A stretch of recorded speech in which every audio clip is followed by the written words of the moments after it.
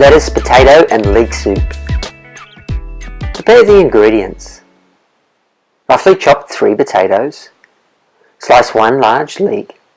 Roughly chop 1 lettuce. This is a great recipe to use up your old lettuce. Heat a pot over a high heat.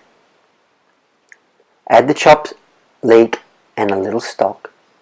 Cover with a lid and braise for a couple of minutes. After a few minutes, remove the lid. The leeks will be soft. Add the diced potatoes and the chopped lettuce.